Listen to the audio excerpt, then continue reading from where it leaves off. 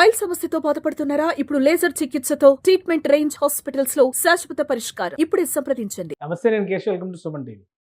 అప్పు లేకుండా ఒక్క రోజు నడపడం కూడా ఆంధ్రప్రదేశ్ని కష్టం అనేటువంటి అభిప్రాయం ఉండేది. అయితే ఈ ఆలోచనలను బ్రేక్ చేస్తూ ఆంధ్రప్రదేశ్ ప్రభుత్వం అప్పు లేకుండా 3 వారాల పాటు ఏపీని నడిపేసింది. ఇది ఎలా అనుకుంటున్నారా?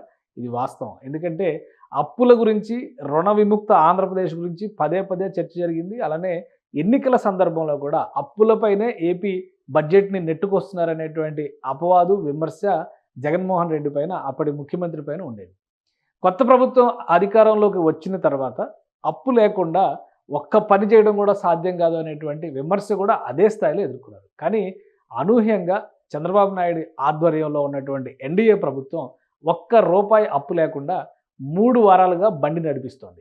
రిజర్వ్ బ్యాంక్ ఇచ్చేటువంటి బహిరంగ వేలంలో అప్పులకి అవకాశం కల్పించేటువంటి వెసులుబాటు ఉన్నప్పటికీ కూడా దాన్ని ఉపయోగించుకోకుండా ఫైనాన్షియల్ డిసిప్లిన్ని అమలు చేసేటువంటి ప్రయత్నం చేయడం ఎన్డీఏ ప్రభుత్వం ఈ 3 వారాల్లో సాధించిన విజయంగా చెప్పాల్సి ఉంటుంది.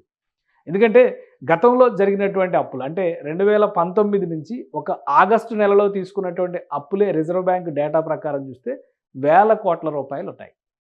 వాస్తవానికి 2024-25 ఆర్థిక సంవత్సరానికి సంబంధించి మొదటి 9 నెలల కాలానికి 47,000 కోట్ల రూపాయలు అప్పు చేయడానికి కేంద్ర ప్రభుత్వం ఎఫ్ఆర్బిఎం లిమిట్స్కి లోబడి ఆంధ్రప్రదేశ్ రాష్ట్రానికి అనుమతి ఇచ్చింది.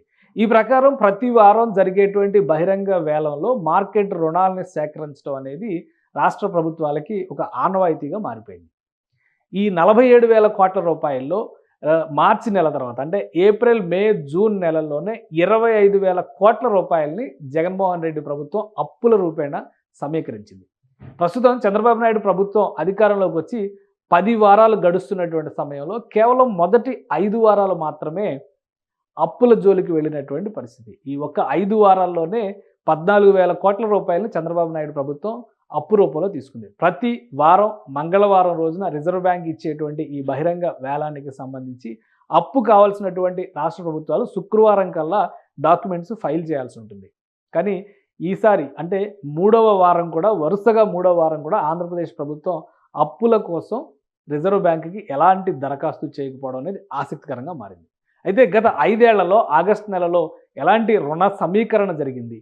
ఈసారి చంద్రబాబు నాయుడు ప్రభుత్వాన్ని నడిపించడంలో కానీ, సంక్షేమ పథకాలని అమలు చేయడంలో కానీ ఎటువంటి డిసిప్లిన్ తీసుకోవడం వలన అప్పుల జోలికి వెళ్లకుండా బండి నడిపించేటువంటి శక్తి సామర్థ్యాలు రాష్ట్ర ఆర్థిక వ్యవస్థకు దక్కాయి. ఒకసారి పరిశీలించేటువంటి ప్రయత్నం చేద్దాం. గతంలో జరిగినటువంటి అప్పుల సేకరణకు సంబంధించినటువంటి డేటాని కనుక ఒకసారి మనం పరిశీలించి చూస్తే 2019లో ఒక్క ఆగస్టు నెలలోనే 5 సార్లు ఆంధ్రప్రదేశ్ ప్రభుత్వం రుణ సమీకరణ చేసింది.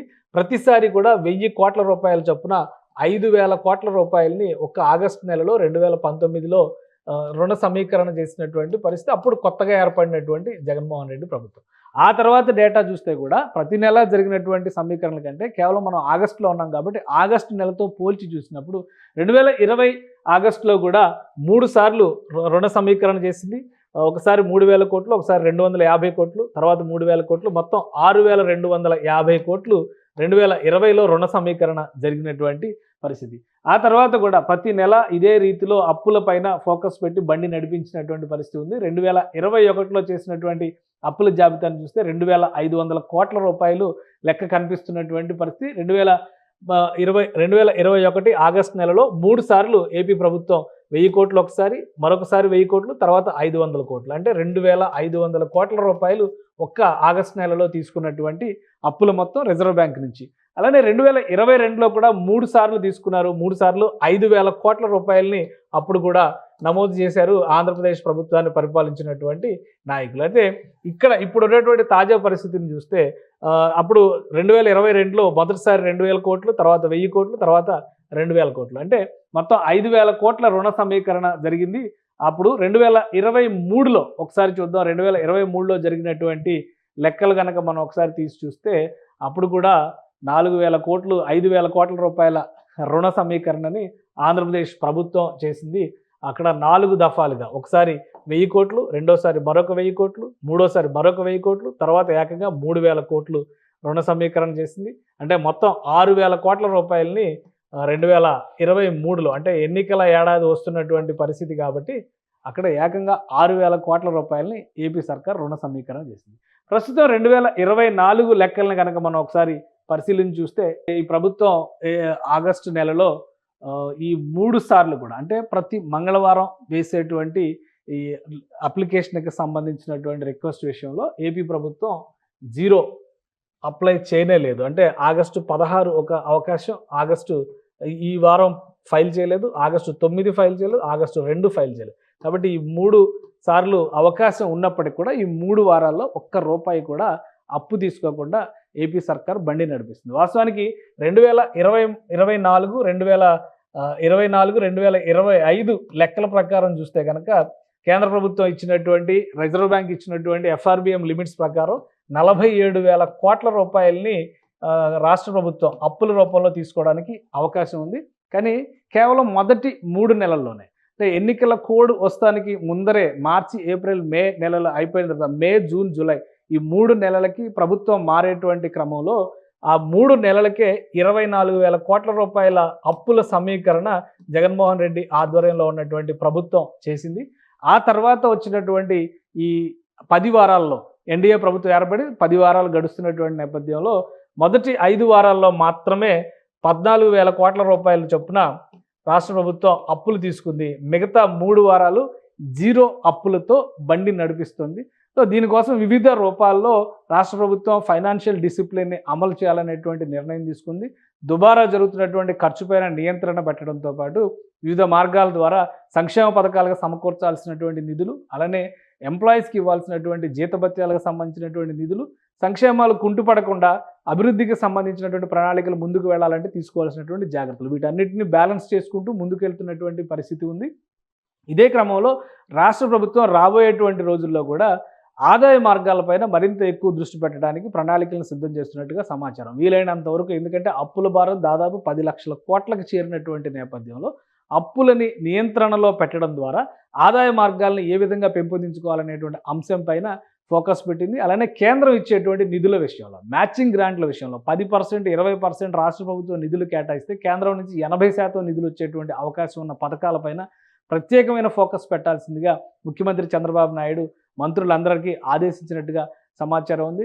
ఈ క్రమంలో రాష్ట్ర ప్రభుత్వం ఖర్చు పెట్టాల్సినటువంటి నిధులపైన నియంత్రణ, కేంద్రం నుంచి రాబట్టుకోవాల్సినటువంటి నిధుల్లో మ్యాక్సిమం అత్యధిక వాటాలను దక్కించుకోవడం, మరోవైపు ఖర్చుల దుబారాన్ని నియంత్రించడం, ఈ 3 అంశాలని పాటించడం ద్వారా పాలనలో వీలైనంత వరకు అప్పు లేకుండా రాష్ట్రంలో బండి నడిపించేందుకు ప్రయత్నాలు చేసేందుకు ఎన్డీఏ సర్కారు కసరత్తు చేస్తోంది. కేంద్ర ప్రభుత్వం ఇచ్చేటువంటి రాయితీలు కావచ్చు, కేంద్ర ప్రభుత్వం ఆదుకునేటువంటి క్రమంలో గతంలో ఇచ్చినటువంటి హామీల రూపంలో వచ్చేటువంటి నిధులు కావచ్చు, వీటన్నిటిని కూడా సద్వినియోగం చేయడానికి ఒక సమగ్ర ప్రణాళికతో ముందుకు వెళ్లాలనేటువంటి సూచనను ముఖ్యమంత్రి అధికార యంత్రాంగానికి ఇప్పటికే సూచించినట్టుగా సమాచారం ఉంది. ఈ క్రమంలోనే ప్రస్తుతం ఈ నెలలో అప్పుల జోలికి వెళ్ళకూడదు అనేటువంటి అభిప్రాయంలో రాష్ట్ర ప్రభుత్వం ఉంది. కాబట్టి ఈ వరుస 3 వారాల్లో అప్పుల కోసం ఎటువంటి చేయి చాపేటువంటి ప్రయత్నం ఏపీ సర్కార్ చేయలేదు. ఈ నెల కూడా ఇలానే బండి గడిపేటువంటి ప్రయత్నం చేస్తారు. ఎందుకంటే దాదాపు 24-25 వేల కోట్ల రూపాయలు మొదటి 3 నెలల్లోనే జగన్మోహన్ రెడ్డి సర్కారు అప్పు రూపంలో తీసేసుకున్నటువంటి పరిస్థితి. మొత్తం 47,000 కోట్ల రూపాయల్లో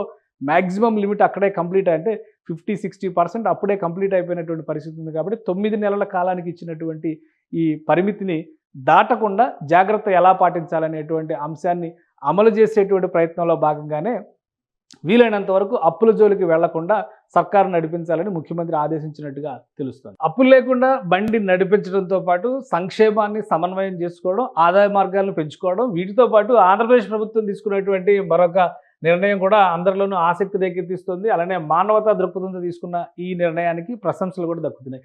కేరళ వయనాడులో జరిగినటువంటి ప్రకృతి విపత్తు నేపథ్యంలో అక్కడ ప్రజాజీవనం చిన్నాభిన్నం అయిపోయినటువంటి పరిస్థితుల్ని గమనిస్తున్నాం.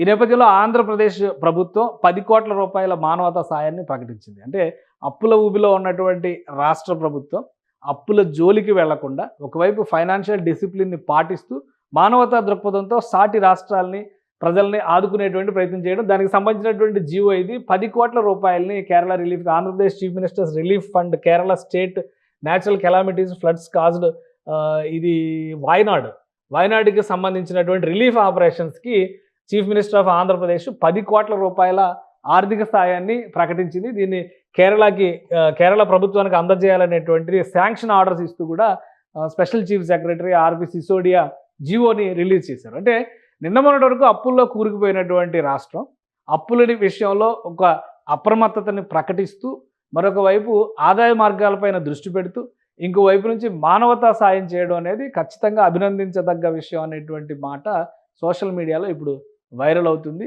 ఏపీ సర్కార్ తీసుకున్నటువంటి నిర్ణయాన్ని ఖచ్చితంగా ప్రశంసించాల్సిందే అనేటువంటి అభిప్రాయం వ్యక్తమవుతుంది. చంద్రబాబు నాయుడు వీటన్నిటినీ సమన్వయం చేసుకుంటూ కేంద్రం నుంచి రావాల్సినటువంటి ఆదాయ మార్గాలు, కొత్తగా సృష్టించుకోవాల్సినటువంటి ఆదాయ మార్గాలు, వీటిపైన ప్రత్యేక అధ్యయనం కోసం కొంతమంది ఒక టీంని పెట్టుకుని పనిచేయాలనేటువంటి నిర్ణయం తీసుకున్నారు.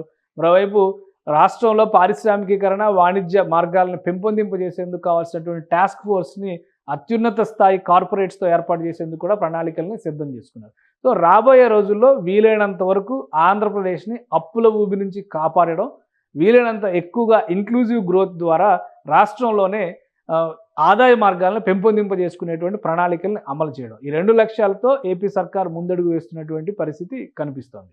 సుమన్ టీవీలో మీ పర్సనల్ అండ్ బిజినెస్ ప్రమోషన్స్ కోసం కింది నెంబర్కి కాంటాక్ట్ చేయండి.